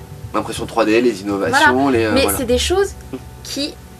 Vous pouvez, entre guillemets, perdre du temps à scroller, mais essayez de faire ça intelligemment. Ménagez votre cerveau, vos yeux. On en a, en fait, voilà, un cerveau et des yeux, on en a qu'une paire et on n'a qu'un corps, on n'est qu'une seule personne. Hein, vous le referez pas. Donc là, moi, je vous le dis, j'ai perdu mes yeux pratiquement à cause de ça. Hein. J'ai 0,25 de myopie aux 2 yeux et c'est très clairement, je vous le dis, droit dans les yeux, à cause de Pokémon Go. Ouais, ça a cramé mon écran, je me rappelle ça, j'avais la trace de Pokémon Go en surbrillance de toutes mes applications, j'avais Pokémon Go, ça avait brûlé les cristaux liquides. J'ai l'avantage de ne pas avoir fait Pokémon Go, j'ai pas été du tout tentée, sauf quand je suis allée au Japon. Oui, parce que je voulais voir le Pikachu. Ah oui, normal. Ouais, j'étais au Japon, mais après j'ai fait, oh c'est chiant. Espèce de taco de merde. Je travaille dans la pop culture, hein. Je suis une otaku, je t'en doute. On assume, j'ai même un sac Star Wars juste là. Et bah voilà. Oui, je l'ai vu, je l'ai grillé pendant qu'on faisait le truc. Je me dis, c'est les tonnes d'avance, ça, sur son sac en cuir. J'ai plein de trucs, bref. Des grosses pop girls, on adore la pop. Voilà, et puis, mais c'est ça aussi, c'est que la pop culture, ça nourrit. Et moi, j'aime bien me poser et voir un film que j'ai vu 15 000 fois. Mais il y a des contenus qui peuvent être intéressants. Et là, je vais faire une petite pub, justement, de contenu YouTube. Justement, contenu long. Eh oui, d'un ami qui parle de faits divers ou de cinéma, c'est Ludoc. Je vais y aller parce que j'aime bien les faits divers et le true crime. Ludoc, et il a des trucs, lui c'est, je sais pas si vous voyez le studio Bagel, hein. Il fait partie des réals du studio Bagel. Je vous mettrai bien évidemment en description, vous aurez le lien vers la page. Ludoc, je pense à toi. Copain, en fait c'est surtout que lui, il prend du temps à faire ses vidéos, mais il fait un truc informatif. Il a fait un format sur les réseaux sociaux que j'ai beaucoup aimé, c'est sur des faits dans le cinéma. Est-ce que vous saviez que ça. Et je peux passer des heures à regarder ça, je dis mais c'est génial, je savais pas, oh ça. Et tu te dis, bah ça c'est un contenu où ouais je peux scroller, mais ça te mène quelque part. Ça amène et après tu peux en discuter avec des gens et tu crées un truc et c'est une information qui circule. Et il a fait un bouquin sur des anecdotes de cinéma, c'est génial. Et là récemment, et ça c'est, je le salue pour ça, il a passé je ne sais pas combien de temps à traquer un pédocriminel sur les réseaux sociaux. Et il en a fait un documentaire qui est sur YouTube. Et il a eu la chance de le projeter au cinéma. Et vraiment, c'est un contenu long qui n'est pas trouvable sur TikTok et Insta, sauf ok les mecs, alors ça, truc que je déteste, hein, les mecs sur TikTok qui prennent les vidéos qui font et hop, vas-y je te mets, et là, ça je ne supporte pas ça. Tu vois du contenu pour de la merde. Mais il a fait des petits teasers, mais vraiment je vous invite à regarder ce genre de contenu sur YouTube. Voir aussi, du coup. Mais vraiment parce que sur YouTube on peut trouver des choses incroyables. À l'ère avant que Insta et TikTok arrivent beaucoup, on en parle des web-séries. On en parle de, je sais pas, je vais parler de Noob, de Flanders Company, où c'est des gars qui avaient 3 fois rien en termes de matos. Je vois régulièrement des émissions comme ça. Ces mecs-là, ils sont partis de rien. Ils ont voulu prendre du temps pour eux et créer quelque chose. C'est parti sur YouTube. Et leur Insta, bah, c'est juste des photos. Tu n'as pas ce côté, on garde ce côté format long où tu peux prendre du temps pour toi. Comme si tu vas sur Netflix, hein, on va pas se mentir, hein, YouTube et Dailymotion, ancêtre de Netflix. Hein, et en plus c'est gratuit. Voilà. Mais c'est ce côté où tu peux prendre du temps à créer. Ludoc, il n'a pas... Justement, tu parles de... C'est parfaitement, c'est organique, c'est nickel, ça fait la bonne transition. Le temps de créer. Oh. Un truc que je glisse par ici. Un truc que je glisse par ici. Ah mon Dieu. Régulièrement, alors que ce soit diverses personnes, on vient me voir avec des phrases du genre il faudrait que tu fasses ça. Ou du tu devrais faire ça. Ou pourquoi t'as pas fait ça. Ou ceci ou cela. La prochaine fois, ça serait bien de... Ça, voilà. Ou encore, et souvent c'est des personnes plus jeunes que moi. Je vais vous expliquer le pourquoi du comment de ma pensée. On nous a fait ingurgiter dans la gorge depuis l'éducation nationale, les cours, le lycée, admission post-bac de sa mère des morts. Je sais que tout le monde subit cette merde. Je te raconterai en off une anecdote, tu vas bien rigoler. Les études supérieures, les postulats, les machins, les choix, etc. Voilà, le choix. On nous demande de choisir. On nous demande rapidement d'être qui on doit être, de savoir. Ça va trop vite. On ne sait pas quand. Dans la mesure du possible, je vous invite, si vous avez des enfants ou si vous êtes vous-même en études, à vous poser les bonnes questions. Comme tu l'as dit juste avant, si vous faites du contenu, c'est quelque chose que vous regardez du contenu, c'est des choses qui vous plaisent, qui vous mènent quelque part. Là, c'est la même chose. Il y a des comptes éducatifs sur Instagram, hein. Surtout pour l'orthographe, parce que j'en vois beaucoup qui savent pas écrire. Ça c'est une affaire, faut y faire attention effectivement pour l'orthographe. Mais on peut se perfectionner aujourd'hui sur tout. On a accès à cette banque magnifique qui est YouTube et Internet en soi, hein, mais de voilà, avec beaucoup de savoir-faire, des savoirs et des gens qui le partagent, qui sont pédagogues, qui sont passionnés. Ne pensez pas qu'ils y sont arrivés en une fraction de seconde. Ne pensez pas non plus que qui que ce soit qui a une grosse affaire et qui n'a pas fait une célébrité éclair ou du one hit wonder, enfin, c'est-à-dire une musique et ou une réalisation et après plus rien, a disparu dans les larmes de l'oubli. Toutes ces entreprises, affaires, œuvres, je parle de spectacles, de films, de boîtes de production, de livres, de séries, de sagas, tout ça, de créateurs, de génies, d'artistes peintres ou quoi. Il n'y en a pas un seul, et j'en connais plus, honnêtement, hein, dans mes mentors, j'en ai pas un seul, hein, qui n'en a pas chié des années. Ils en ont tous chié des années. Et quand je vous dis chier, c'est des années de vache maigre, à manger du riz, à être des fois... du riz, ce sera des... Voilà. Non, mais vraiment, des fois être à la rue, des fois... Il faut vraiment prendre en compte que certaines personnes, en termes de célébrité... Pardon, je finis mon petit laïus, mais en tout cas, pardon, réussir, même de soi à soi, c'est même pas forcément pour avoir de la reconnaissance, mais réussir quelque chose et arriver à un but et à un résultat, à un objectif, merci ma chérie. Ça prend du temps, de la détermination, de l'abnégation, un petit peu d'obsession aussi, on peut le dire comme ça, des échecs. Beaucoup d'échecs. Mais de la persévérance et tout le temps. Et ne pensez pas être arrivé. On n'est jamais arrivé. Jamais, jamais, jamais, jamais, jamais. Si on se croit arrivé, la vie elle mérite plus d'être vécue. Mais vous êtes arrivé, vous savez tout, vous connaissez tout, vous êtes parfaite, vous êtes parfait, vous avez tout. On se fait chier. On s'emmerde. Tu me le retires de la gorge. On s'emmerde. On n'est jamais arrivé. Donc quand on a on peut se féliciter, vous. Ça c'est important. Dans le rythme, dans la compétition, self-care, on se félicite. Moi je m'applaudis peut-être une fois par jour. Là je fais là. Là t'as géré. Mais je le fais. Je suis là comme une conne dans mon atelier. Je m'applaudis. Je salue mes créations. Je fais ouais merci les mecs. Merci. Ouais je sais. Ouais.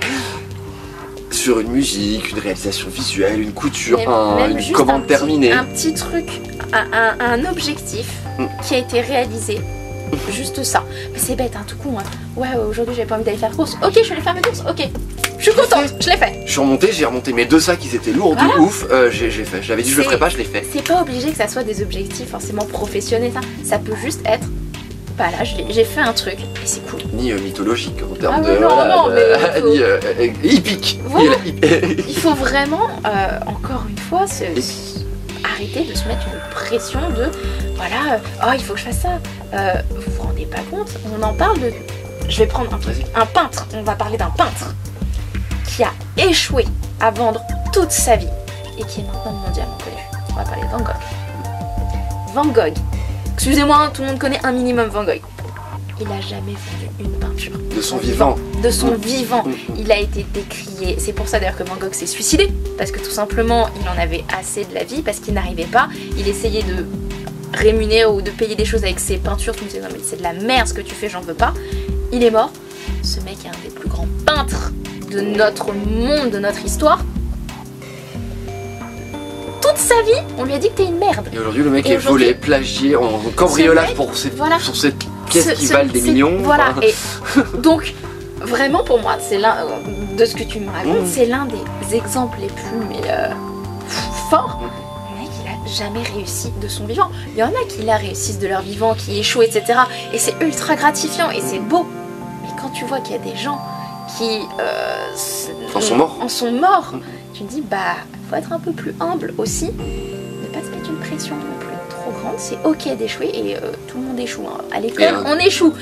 Quand on est enfant et qu'on se lève et qu'on essaie de marcher et qu'on se casse la gueule, on échoue, et bah, si on marche, on se relève. Hein. Faut juste prendre le temps. Et remettre l'indulgence. Ouais. Et dans les deux sens. Être indulgent avec les gens qui est tolérant et indulgent avec les gens du coup qui essaient. Parce que ça aussi, on voit la tirade, t'essaies. C'est ça. Et après le côté, moi j'ai les techniques, moi je sais, vas-y débrouille-toi. L'entraide, hein, les gars, l'entraide. J'ai fait comme ça, je te montre, voilà. C'est un truc, moi maintenant je le fais tout le temps. J'explique beaucoup de mes vidéos.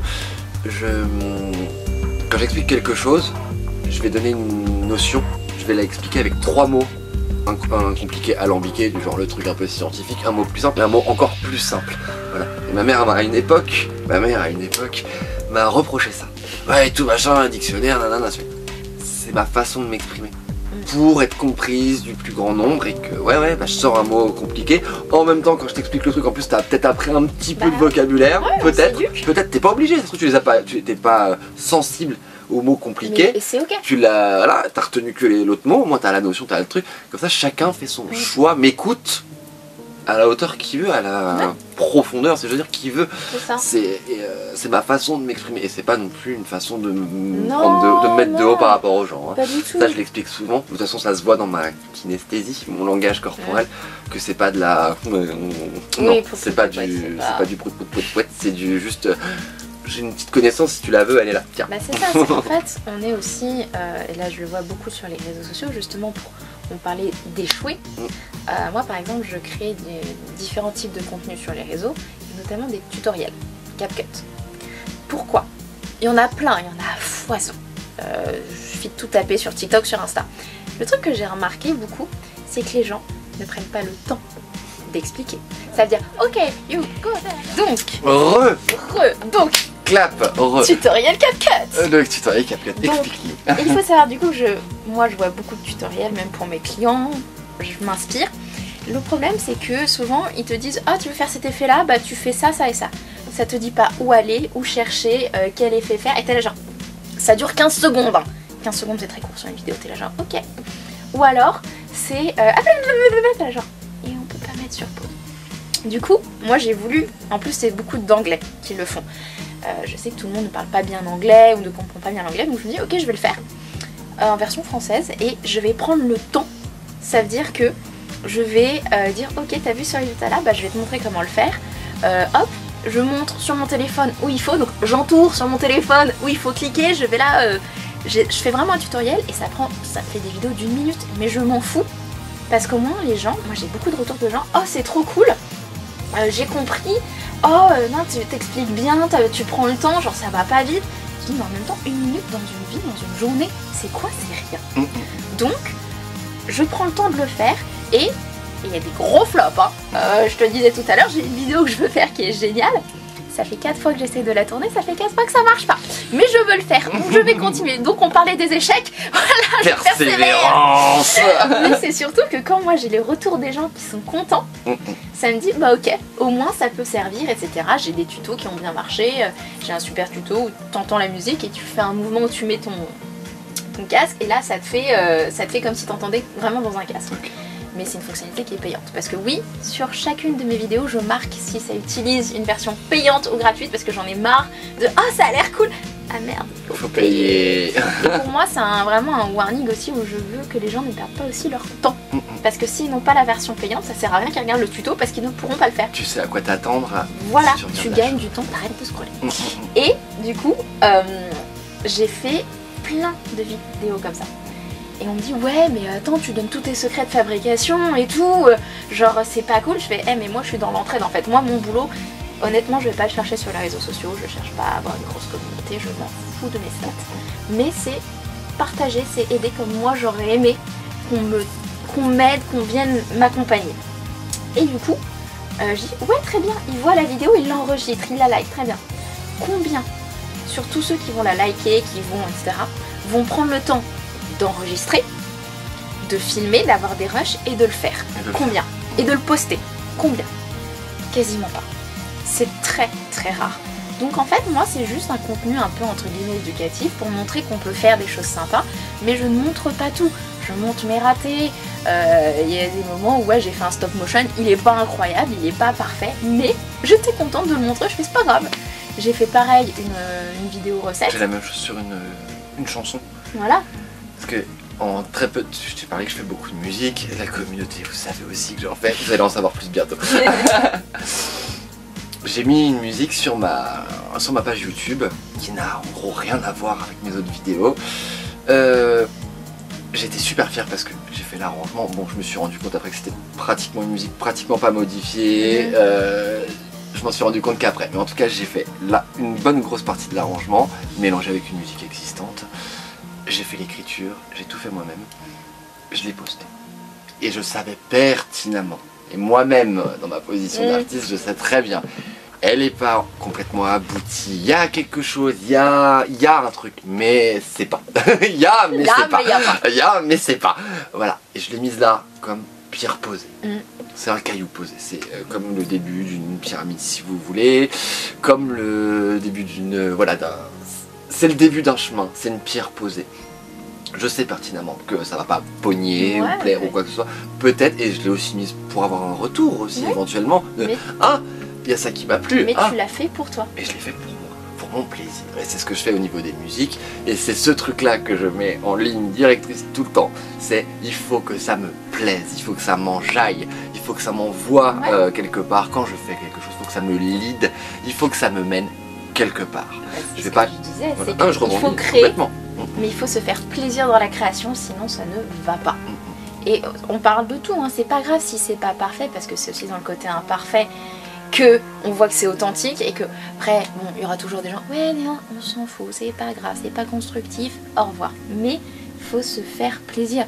Moi, j'ai testé des trucs, j'ai fait, et pourquoi j'ai fait ça? Ah, peut-être à l'époque ça me plaisait, j'ai dit bon, on verra bien, peut-être que dans 3 mois je vais faire, oh, c'est chiant les tutos CapCut, mais pourquoi j'en ai fait? Alors que j'en ai fait plein, je fais, c'est pas grave, mais il faut se faire plaisir, il faut s'ouvrir aux autres tout en faisant attention à soi. Et dernière petite anecdote justement de prendre du temps et de donner de son temps, moi j'ai 2 cousines qui ont, et on va parler aussi d'instruction, de téléphone, etc. D'enfants, d'éducation. Une qui a 18 ans et une qui en a 17. 2 familles, hein, donc elles vivent pas ensemble. Donc 1 an de différence, c'est pas énorme à cet âge-là. Il y en a une qui, de l'enfance, on va pas se mentir, avait un téléphone dans les mains, puisque maman elle a fait, ah tu pleures, tiens prends ça, ah tiens prends la tablette. A eu un téléphone très tôt, une console très tôt, un ordinateur. Moi je suis là genre, oh waouh, ok. T'as tout quoi. T'as tout, t'es comme ça, super. Mais, et du coup elle a déménagé, elle a habité dans le Nord. La bouffe aussi tu me disais, je crois. Ouais, la bouffe aussi, mais la mère lui a passé tous les caprices, elle mangeait quasiment rien. Elle aime l'orangina, j'ai essayé de lui faire un faux orangina en mélangeant de l'eau pétillante avec du jus d'orange. J'ai essayé, hein, ça n'a pas passé. Ah oui, il faut savoir que elle aime que les frites. J'ai essayé de lui expliquer que les frites, ça venait de la patate. Donc une purée de patates, c'est comme des frites écrabouillées. Nah. Et elle veut que des frites. Elle veut pas des potatoes, elle veut pas des pommes de terre en robe des champs. Nah, frites. La patate, ça n'existe pas. J'étais là, oh pétard, enfin, c'est horrible. Et quand elle a habité dans le Nord, j'allais la voir. En bonne, parce que c'est ma cousine, mais je suis aussi sa marraine. Super. Je l'aurais pas éduquée comme ça. Bref. J'aurais pas fait comme ça. Non, clairement pas. Déjà, moi, la bouffe, ça serait genre, tu vas manger des légumes. Parce que c'est bien de manger des légumes, c'est aussi prendre soin de son corps. Mais je sais que ça coûte cher. Bref. C'est ce côté où j'allais et j'y vais pas souvent, et c'était là, bah coucou, ok, il y a ta cousine là, salut, non? Ouais, super, trop bien. Elle me parlait pas, elle était clic clic clic clic, elle est dans sa chambre, elle était là, ah je peux aller voir mes amis, j'étais là. Tu sais que j'ai fait le trajet pour te voir, hein. Paris, le Nord quand même, c'est pas très loin, mais je prends de mon temps. Level considération. C'est ça. Surtout que quand elle était petite, c'était ah Lila, et maintenant c'est au revoir Lila. Surtout, et là c'est là où ça a été dur pour moi, c'est que moi c'était à une époque où je faisais beaucoup d'événements, je bougeais beaucoup, donc j'ai pris de mon temps, vraiment. J'étais fatiguée, mais j'avais envie de voir ma famille, de vraiment de donner ce temps-là et de passer des bons moments. Ah c'est super, t'arrives, t'es accueillie comme une merde et t'es là, bon bah en fait je vais rentrer à Paris, hein, c'est mieux, et la prochaine fois je resterai dans mon lit, je bougerai pas. Et l'hypocrisie ça a été que, ah c'était trop bien de te voir, tu m'avais trop envie, je suis en mode, tu m'as adressé la parole 5 minutes sur une journée, très bien. Et l'autre cousine 17 ans, ses parents lui ont interdit toute tablette, tous réseaux sociaux, ils l'ont emmenée au musée très tôt, faire des expositions, cinéma, enfin vraiment un truc où si elle avait peut-être le droit de regarder, je crois, un film le week-end, peut-être quelques minutes de tablette qui redescendaient après chez les parents pour vraiment. Peut-être un petit peu trop sévère, je dirais, mais à un moment donné, je trouvais ça très sévère. Mais en tout cas, à une époque où c'était quand t'avais trop les réseaux sociaux, notamment Snapchat, je trouvais ça quand même très bien. C'était à l'époque où il y avait chut, Tu sais, les iPhones pour la musique. On avait pas de touch. Non, ouais, voilà, les trucs qui faisaient comme un iPhone, mais t'avais pas de, tu pouvais pas appeler. Bref. Je l'ai eu aussi. Il lui avait donné ça. Et je trouvais ça pas mal. Parce qu'elle pouvait avoir un peu de réseaux sociaux. Tu peux avoir Wi-Fi un peu voilà. À la maison, c'est bien. Mais c'est ça. Mais elle avait que le Wi-Fi à la maison. Et c'était tout. Et là, elle, quand on vient la voir, 17 ans, elle a une réflexion, elle parle de cinéma, on échange sur des livres, sur des films, elle est allée voir une expo, mais à côté elle écoute de la techno, enfin, elle est ouverte et elle discute avec des gens parfois plus âgés qu'elle. Elle connaît ses envies, je suppose, hein, que si tu lui demandes ce qu'elle aime, bah, elle pratique. Et c'est surtout que c'est pas genre, oh il y a la cousine qui est là, elle est plus âgée, parce que j'ai 10 ans de différence, j'ai 11 ans de différence avec elle, donc il peut y avoir ce gap. Non, on s'instruit, on a, on parle make-up, on parle plein d'autres trucs, mais t'as pas ce côté, ah ouais, ok, super, t'es là, au revoir. Et c'est là où je me dis, tu regardes, elle a les réseaux sociaux maintenant, mais j'ai moins à m'inquiéter pour elle que pour mon autre cousine où je me dis oh mon dieu, là c'est vraiment le style de je scroll. Tu n'as aucune structure. Vraiment aucune. Ça fait extrêmement peur dans ces moments-là. Et ces personnes-là, c'est là aussi où je vois comment je donne du temps et surtout comment eux vont passer leur temps. Enfin, il faut s'instruire et je suis désolée, hein, mais il faut sortir, il faut aller dans des musées, il faut aller. Même au cinéma, ok c'est cool d'être chez soi Netflix, hein. Et les cinémas, ça vous oblige à couper vos téléphones. Je vais dire plusieurs choses exactement sur ce que tu es en train de dire. D'ailleurs, soit dit en passant, l'art n'est pas un truc de richou. Hein. Pardon, on m'a reprise il y a peu de temps sur ce terme, faut pas, voilà, je me reprends. L'art n'est pas une activité inaccessible ou accessible qu'à certaines personnes qui auraient certains moyens ou certaine éducation. L'art, c'est apprécier quelque chose, c'est apprécier la beauté, mais une beauté subjective. Ouais. Ça peut être voilà, quelque chose de laid pour une personne sera belle pour l'autre. Voilà, c'est apprécier quelque chose, c'est aller voir quelque chose, un contenu audiovisuel, visuel, dans le but que ça nous fasse ressentir quelque chose, un sentiment, bon, mauvais, fou, émerveillement, ce que vous voulez. C'est ça l'art, rien d'autre. Donc à vous d'apprendre à cultiver votre goût pour l'art, votre envie, votre je m'intéresse à ça. J'en parlais à ma chère amie là il y a quelques instants, ça se voit pas peut-être comme ça, mais moi j'aime la mécanique. C'est un truc, c'est un hobby. Mon papa a toujours parlé de mécanique, il parlait de mécanique avec les collègues dans la cuisine, en réparant la voiture, Ça a toujours fait partie de ça. Pendant mes vacances, on allait en campagne, bah là les gars ils se baladaient, c'était en scooter, machin truc, le tuning, Tokyo Drift à l'époque aussi, 2006, Fast and Furious, Need for Speed, le jeu vidéo. J'aime l'automobile, voilà, j'aime les belles voitures, j'aime les belles carrosseries. J'aime ça, voilà, et je le dis, ouais, j'ai aucune honte, parce que oui, après aussi, avoir honte de quelque chose, alors là on parle de la pression sociétale, qui est aussi une pression de rythme, parce que du coup, ça vous empêche de faire quelque chose qui vous plaît ou que vous aimez, et c'est genre, non, il faut pas, et donc je peux pas décharger, je peux pas être bien, ça c'est non. Niet, c'est vous, ça vous appartient, et quand bien même votre passion, envie serait étrange, tout est dans la nature. Tout existe, donc il y aura forcément des personnes qui auront le même pet au casque que vous et qui aimeront. Encore une fois, c'est subjectif. Voilà. On en revient à ce que c'est on aime ça, oui, ok, toi t'aimes ça, moi j'aime pas ça, bah ok, c'est pas grave. Soyons d'accord pour pas être d'accord. Ça fait, voilà, et en disant ça, du coup, c'est accepter le rythme des autres, votre rythme, prendre tout ça en considération. Considérez tout ça. Prenez soin de vous, vraiment, à ce sujet. En espérant honnêtement que c'était pas trop farfelu, peut-être aller un peu dans tous les sens, passer du coq à l'âne, de la loutre, mais tout ça a été connecté par voilà, le rythme, la façon qu'on a de se gérer et de se respecter dans la journée et dans notre vie. Au quotidien. On pourrait en parler encore sans doute des heures et parler spécifiquement de chacun. On va prendre chacun, mais ça va être trop long. Mais on a en tout cas dans cette vidéo on a essayé je pense de donner un petit peu différentes vues, nos visions. Notre vie aussi, nos vécus. Des anecdotes et petites informations qui nous viennent de ce qu'on a pu vivre. Moi c'est un bonheur. Bah ouais, moi aussi. de parler de tout ça ensemble. N'hésitez pas à liker cette vidéo, à mettre un petit commentaire, ça fait vivre la chaîne, ça fait vivre les créatrices de contenu. C'est comme ça que ça marche et puis c'est gratuit pour vous. N'hésitez pas à le faire, nous dire aussi, poser les questions. Lancer des débats. Lancer des débats. Moi j'y réponds, Lila. Ouais, je pourrais y répondre aussi. C'est le but, on soulève des sujets, le but c'est après... C'est un échange. Par contre, d'intérêt. ça sera toujours un échange constructif. Ah oui. Ça, voilà. Moi je suis intransigeante sur ça, je peux avoir tous les retours du monde. Si on me dit juste, ouais, non, c'est pas comme ça qu'on fait, je vais dire, ok, très bien. Donc si tu commentes, pourquoi? On a bien précisé que c'était des points de vue, des visions, des façons de voir les choses. Et on respecte, mais il faut respecter aussi la vie des autres. On impose point, c'est pas de l'imposition, c'est de la proposition. Il me reste plus qu'à vous dire encore une fois, restez comme vous êtes, soyez bien.